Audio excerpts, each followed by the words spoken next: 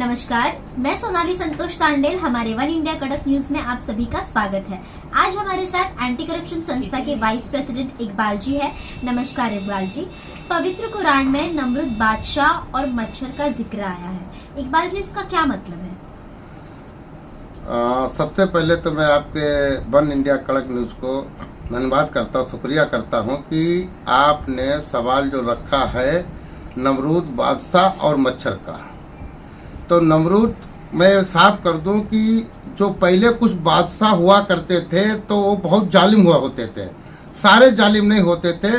कुछ बादशाह अपने आप को खुदा कहलाते थे पब्लिक से, लोगों से, और ये कहते थे कि जो भी पैदावारी होती दुनिया के अंदर वो मैं करता हूँ, यानी कि मैं ही खुदा हूँ। तो नमरूद का भी वाकया यही है। इसका कुरान के अंदर जिक्र आया है कि ये सबको यही कहता था कि हमें खुदा कहो, मैं खुदा हूँ। और सारे खुदा वाले जो काम ये करना चाहता था, लेकिन खुदा इसे हमेशा नाकाम करता था।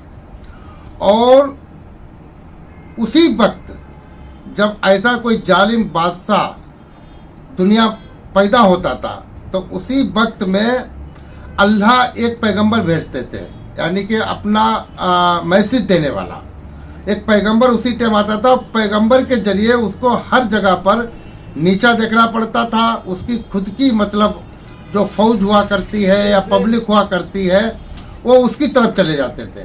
जो पैगंबर होता था वो अकेला तन्हा रह जाता था। तो इसने वाकया तो इसका बहुत बड़ा है, लेकिन मैं शॉर्टकट में ही बता दूं आपको कि मच्छर का मतलब क्या हुआ।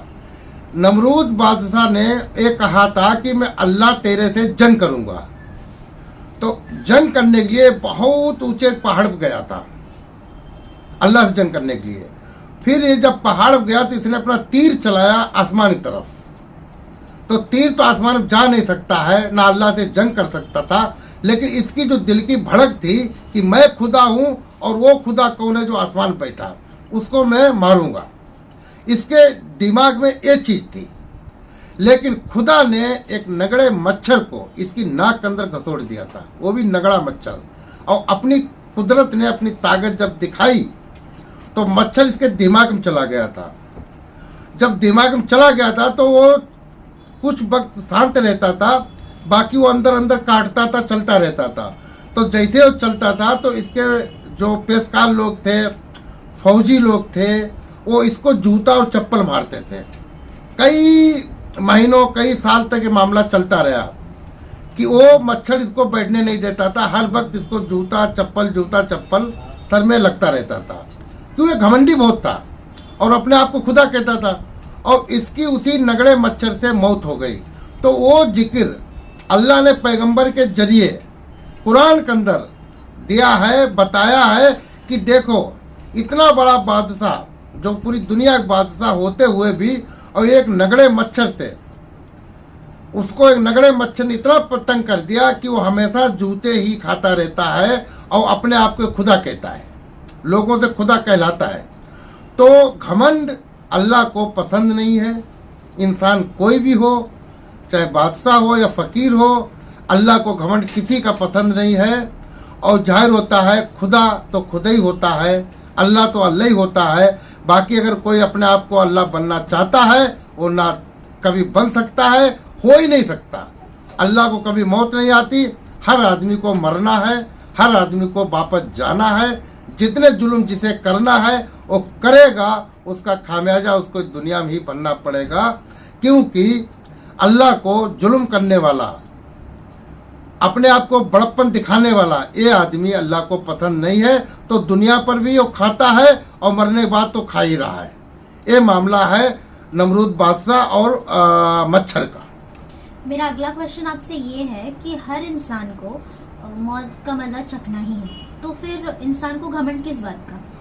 हाँ, आपने जो सवाल किया है कि हर आदमी को मौत का मजा चिखना है, फिर घमंड किस बात का।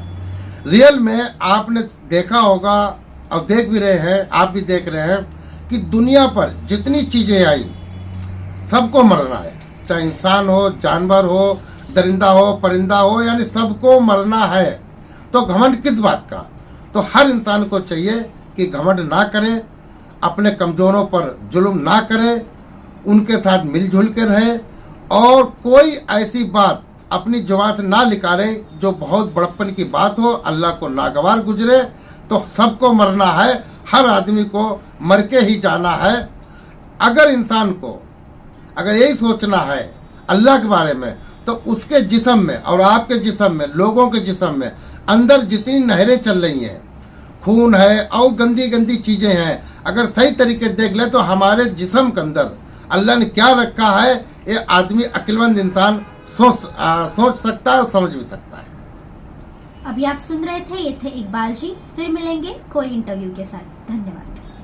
देश दुनिया की खबरों के लिए जुड़े रहिए वन इंडिया कड़क न्यूज के साथ। धन्यवाद।